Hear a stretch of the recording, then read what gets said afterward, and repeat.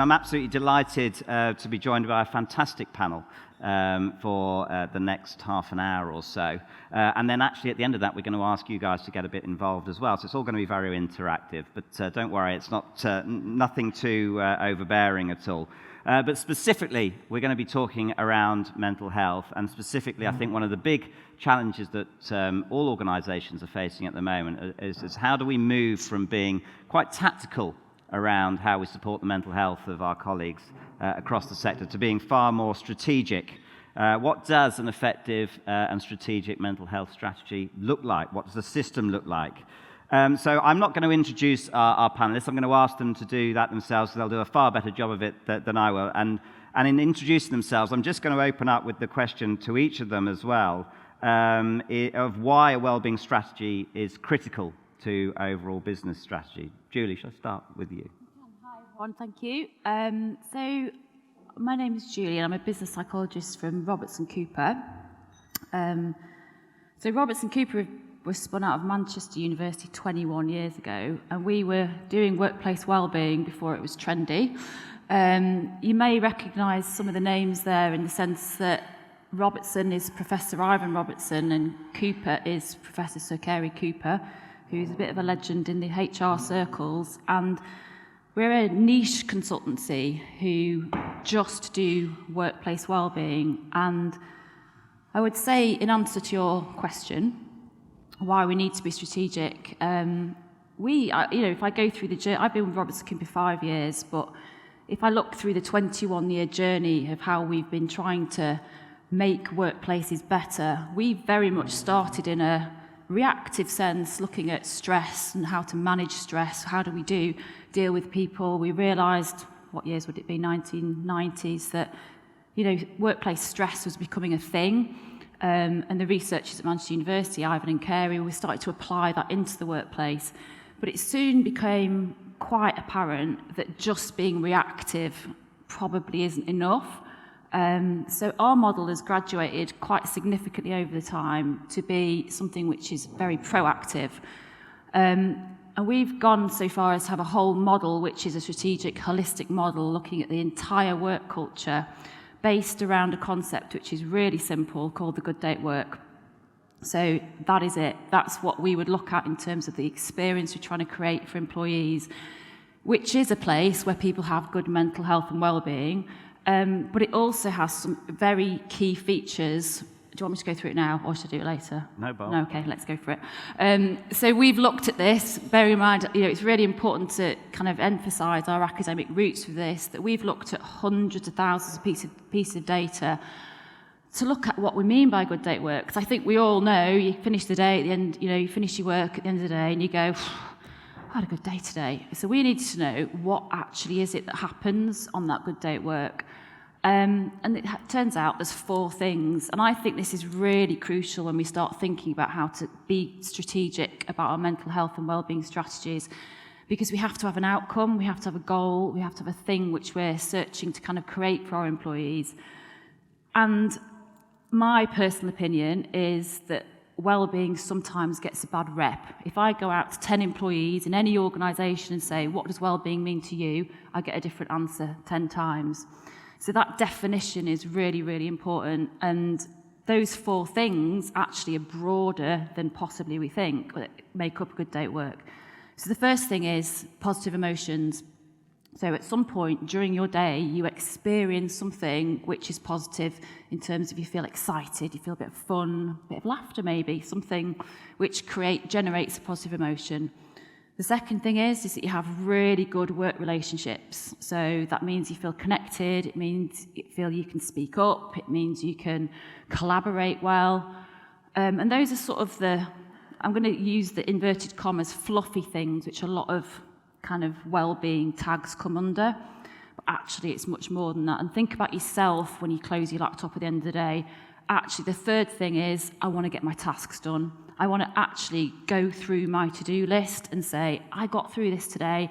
I ticked off my to-do list. That actually is one of the main things about the good day at work.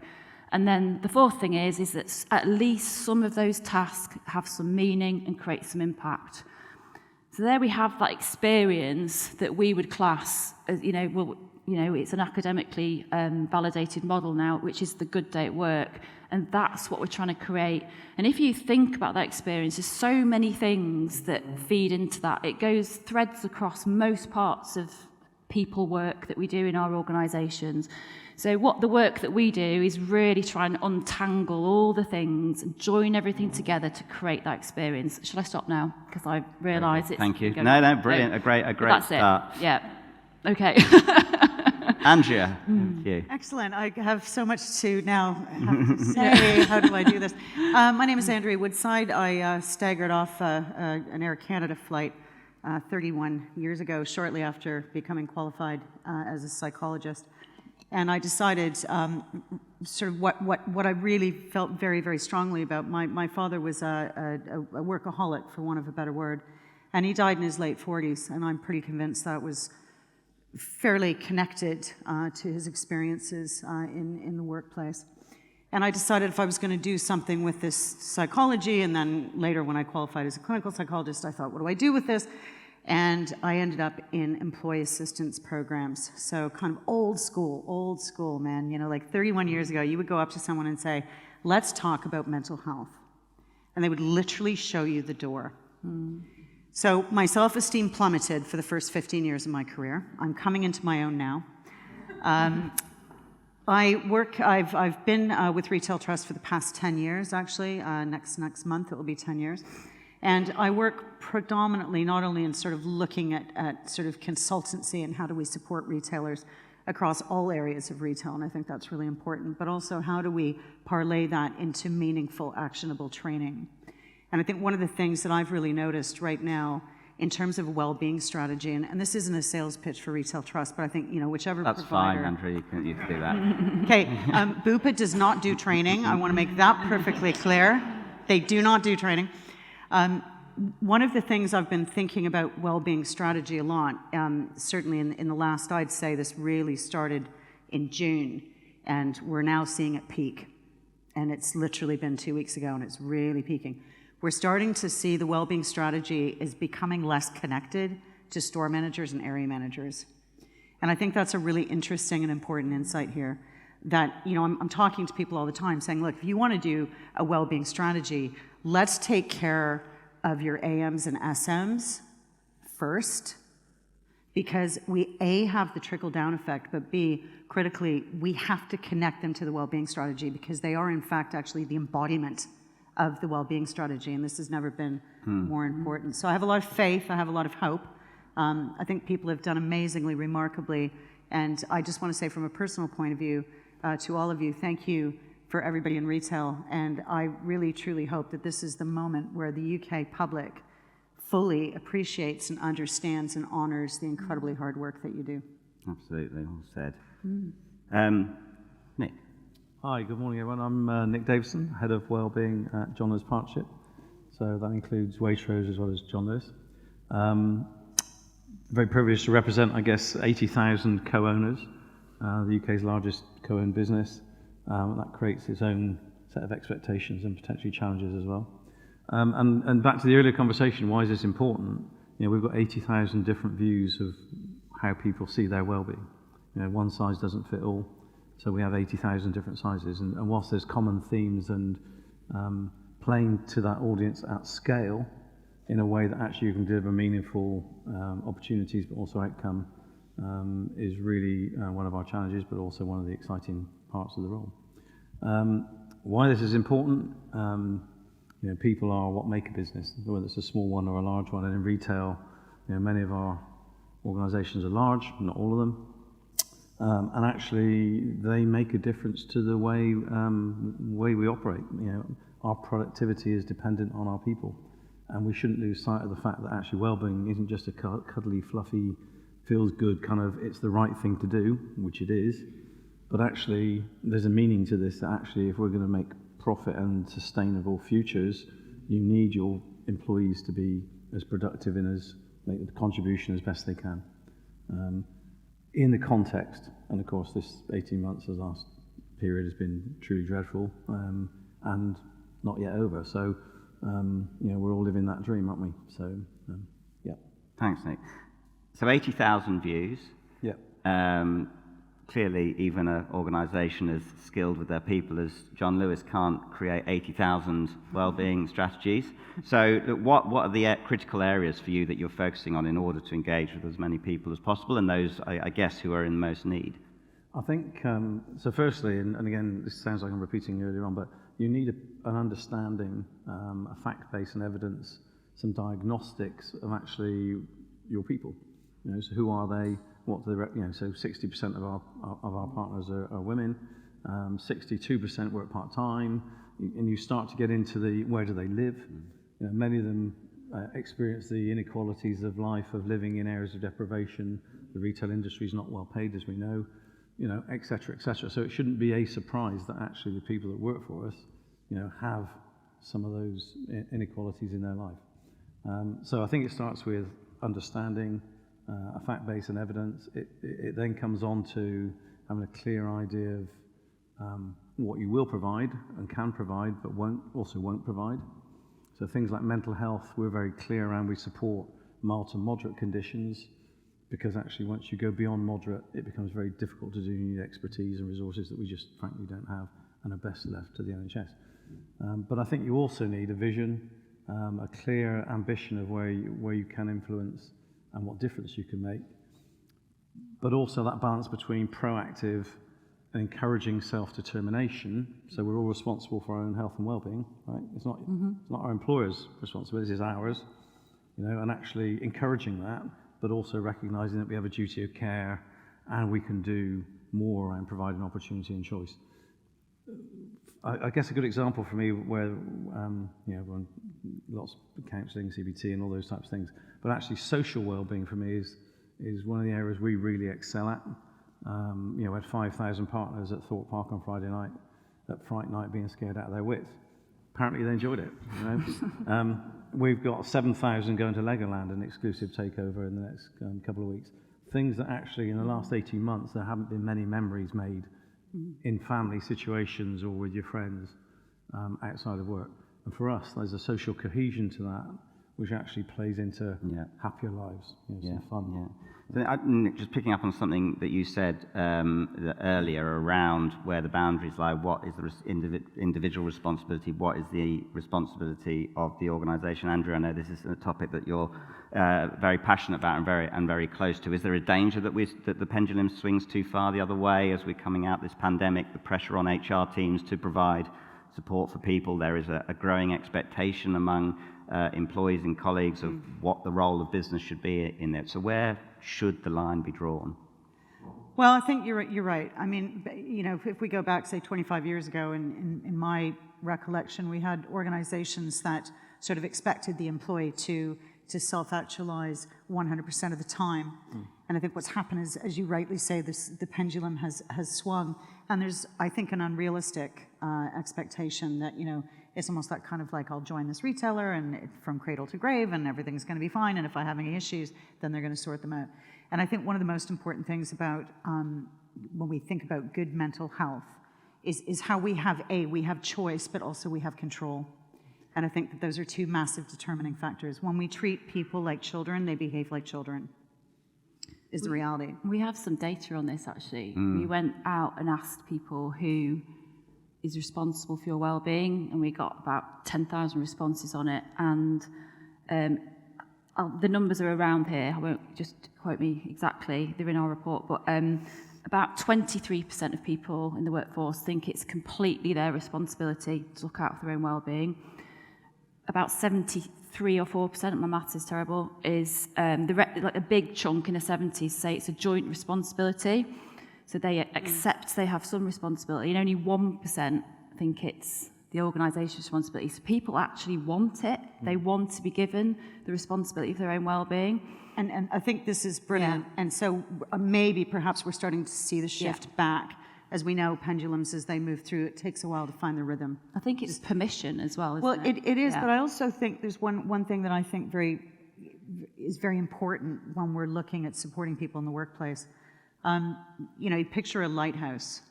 Just picture a lighthouse, man. That lighthouse is not in the ocean. It's on terra firma and is standing away from the storms, standing away from the danger. What the lighthouse, however, does is it looks across, it surveys the lay of the land or the lay of the sea, and it can pick out where people are struggling, it can pick out pinch points, it can pick out unsafe working practices, etc. And it doesn't get in the ocean with that person or that team. What it does is it actually picks up the distress, shines the light on it, and guides towards the most appropriate signposting. So I think that's the way that I personally see it, because then what we also have is we have adults who are meeting us halfway, and I think that's incredibly important. We need people to meet us halfway. I'm cheered up by the fact that you've mentioned those figures, Yeah. which is fantastic. So great, thank you. I think there's a point to that actually people you don't know what you don't know. So actually education and actually training and the fact that actually, as we heard today, not knowing what's right with you, I just don't feel quite right, but actually not knowing what to do about it or where to go for it. Yeah. As an employee, I think that signposting and that central source of information and support, if you need it, is knowing how to access things is kind of a key to that. We call it the scaffold, I guess, that the organisation responsibility is the scaffold, a bit like your lighthouse, that people know, but they ultimately have to take that responsibility themselves. There's only so much can be expected. So, so Julie, how are you building the scaffolding? What does that actually look like from a mechanics point of view for organisations? How long do you want me to talk? I guess, like I said before, there's a well-being and mental health as a thread in every part of the business, and the only way I can describe what we do when we build well-being strategies for big organisations. People like the Coca-Cola company, we've done their global wellbeing strategy for it. And if, we have a particular process which we go through when we're building a strategy, is that it starts with that vision and goals. We have to know what good looks like. We have to know what we're going to be measuring. We have to know where our responsibilities sit and lie. What's the employee responsibility? What's the manager responsibility? What are the leader's responsibilities? What's the responsibility of kind of the people function? So we have to set that out quite clearly, and then we do a lot of baselining. So at the baselining, that's when we're getting the data, that's when we're understanding right in the work environment the things which are helping and hindering pressure. So we've got all sorts of measurement tools, we do that, how the leadership culture's set. So we have tools which we use, which will profile leaders, and we can tell from that profiling whether the culture's set for burnout or rust out or somewhere quite in the middle. We also join up all the HR data around absence, attrition, all those things, so we can literally get this full view of all the things which might be helping or hindering, and then we align that with the goals and the visions, and we put the action plans in place. Usually what we find, and we also do little things like you need an umbrella brand. I know that sounds a bit cheesy, but you need something to bring it to life in our experience.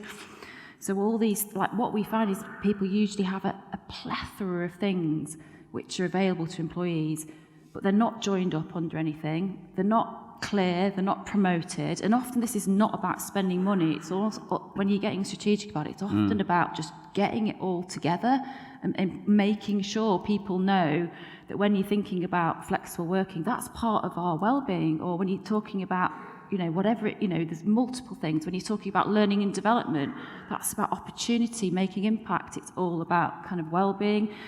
So it's a big, long process, but then obviously you've got to have those measures in. One thing which when you're getting strategic about well-being is make sure you've got measures on an ongoing basis that you can come back and reevaluate. You've got to get somewhere around understanding a return on investment, because you can spend a fortune on wellbeing gimmicks and apps and all sorts of things. You need to know whether that's making any impact. Nick, as someone at the front line and a retailer, how easy is it? We talk very easily about the move from something being tactical to being strategic is all about measurement, but how easy is it to measure something like this? Well, some of it's really straightforward and free. So we introduced measuring well-being to match the Office of National Statistics a while back. So they do a quarterly survey, and it measures 4 outcomes of well-being. So how satisfied are you with life, how worthwhile are your activities, how happy are you, and how anxious are you. And that's free. We do that quarterly as well, and we then benchmark that against the UK population. And as Mark was describing, you can then use your demographics internally around, we look at where people work in terms of, do we have different functions or different parts of the business where satisfaction with life is lower, or happiness, or more anxiousness, particularly frontline. So we do that. We benchmark against the UK population, and our population of partners is typically about the same as the UK, demographically, age, health, weight, and all those other kind of aspects. But we also use a positive psychology tool where where partners use it when we track the aggregated data around fulfillment, connection, happiness, sleep. And again, so we have, over the last 3 years, we've been able to track that on a kind of real-time basis. And interestingly, when you come back to COVID last year, you think, what was awful in March, and people wiping all the toilet rolls off the shelves, and it was, carnage, people being furloughed and all that stuff. All of those measures dropped for 2 months, apart from happiness, which went up, strangely. Perhaps all those people working from home that used to commute a lot, I don't know.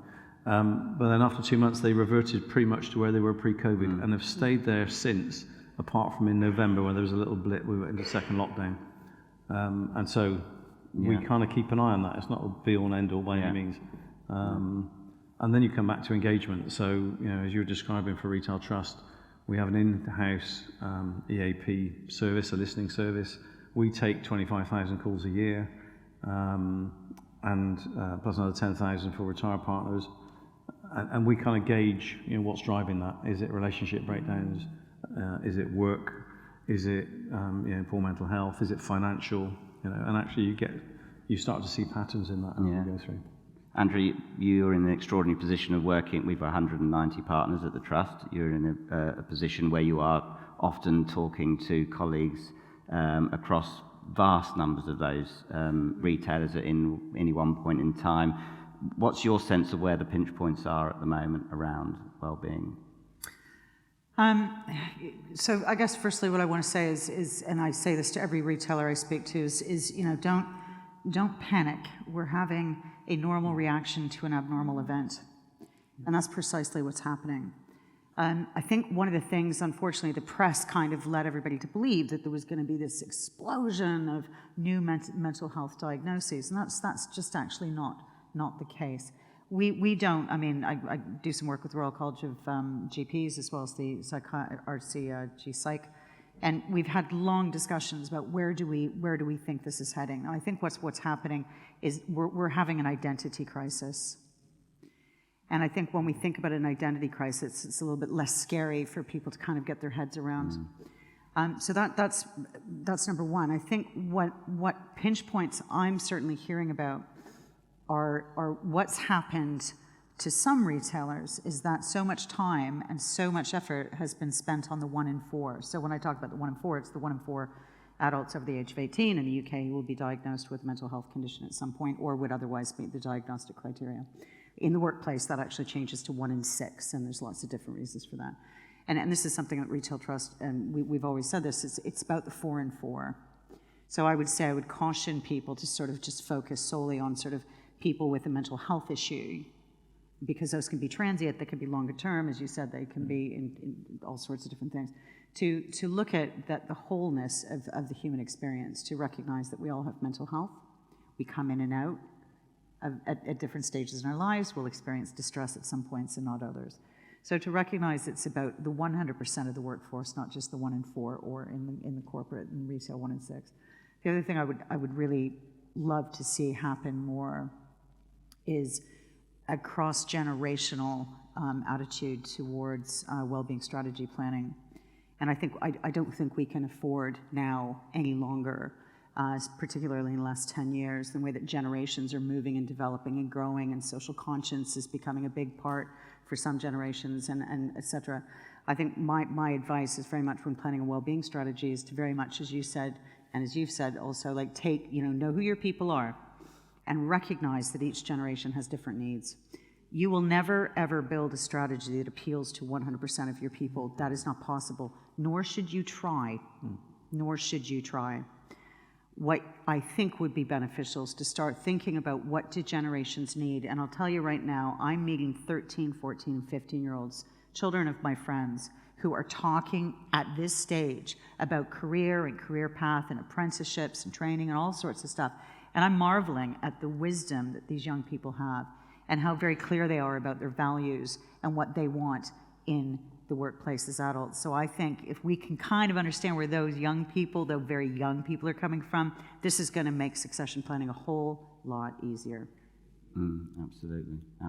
There's something I was going to just add, I guess, is that we talk about COVID and the impact of COVID, but actually, we all work for employers, whether it's self-employed or whatever, and I think we shouldn't lose sight of the organisational impact. And actually, in retail, again, it was mentioned earlier on, the impact of growth of online, the old, if you look at John Lewis, our business has reshaped from being a department store with online to becoming primarily an online business with shops, and the growth of deliveries in Waitrose, like other supermarkets, has grown fivefold in the last 18 months. So the whole dynamic and shift and change, and we're also reorganising, repositioning, restructuring our business at the same time as a pandemic. And we're not alone in that. I expect many of you in the room are in the same position. And so the anxiety and the uncertainties aren't just around global pandemic. There are lots of other things in life. And that's before we even go home and our personal lives and the schools are open or closed and whether the COVID rates, and all that other stuff. So I wouldn't lose sight of that. We do have we monitor sources of pressure in the workplace as one of our tools, and one of the things we've seen for many years is the number one source of pressure for people is actually, and therefore impacting their well-being, is actually job insecurity. And that's really ramped up over COVID times, that we see that as a huge pressure for people. And it does impact their mental health and well-being. So I think at the end of the day, we're all people. So we treat more people for depression in terms of CBT therapy for relationship breakdowns than anything else. It's nothing to do with their work. That may not have helped, but it is the primary driver is actually someone's going through a divorce or a breakup, and actually it translates into a place they need some support. And actually, you come back to what's the remit of a responsibility of an employer or not. The fact is they can't function. So actually, if you don't help them, they're not going to be able to make their contribution. Julia, thinking back to some of the going back to the start of this discussion, and in particular embedding strategy, we've a couple of minutes before we move into the interactive session. Are there specific data points you think are an absolute must, that these are the things that you need to monitor as an organisation? Where do businesses start in terms of trying to measure the impact of their strategies? What data should they be looking at? So, I mean, I can't help but be biased in terms of our measures, I'm afraid. But so we know what the good day at work equates to. So, for example, we know if you create one extra good day at work a week, so we have sort of an index score of how many good days at work people are having. And if you use that or a similar type of index score, you should be able to sort of track that. So we know if people are having one extra good day at work, I can't remember my stats, it's terrible, it's in the report. Something about, it's like 7% more productive, you're 9% more creative, and fewer workday absence days and presenteeism days. So you can start to see, actually, we've shifted, in the right direction in terms of good day at work by X amount. We should start to see that coming through in other areas of our business. I'm sorry, I can't quote all the stats. I should have reminded myself of that. But that's the type of way in which you can do this. You have to have a good measure at the top, which you're really not, relying on to go for a really large survey. You need something which can, I think a survey helps in the sense that you can dig it in, you can really understand some of the drivers for wellbeing within your organisation, give you action points. But ultimately, long term, you need to be monitoring something which is related to things which matter to your business, like productivity, absence rates, levels of mental health and well-being. So that's one way in which you can do it, but that's my biased way. Nick will have more. We've just finished some research, actually, which hasn't been published yet, but we've been looking at the factors, the biopsychosocial factors that impact productivity. And if you look at this I shouldn't quote a number because I'm not I know. but if you look at the factors that drive lower productivity, they are things like bullying and harassment, discrimination, unrealistic time pressures. We talked about time earlier on. All of which drive people into a place of being less productive rather than more productive. And so we've got a bit more work to do on that, but they aren't the usual kind of gambits around, you know, how many mental health referrals did you have? Exactly. Actually, it comes back to your relationships with your line manager. You know, how well do people get on? Yeah. Are they in it together? Do they feel like, you know, their contribution is valued and counts, you know? Fascinating. I just want to say a massive thank you to Julie, Nick and Andrea for joining us on stage, and thank you too for all your contributions as well. Thank you. Thank you. Thank you.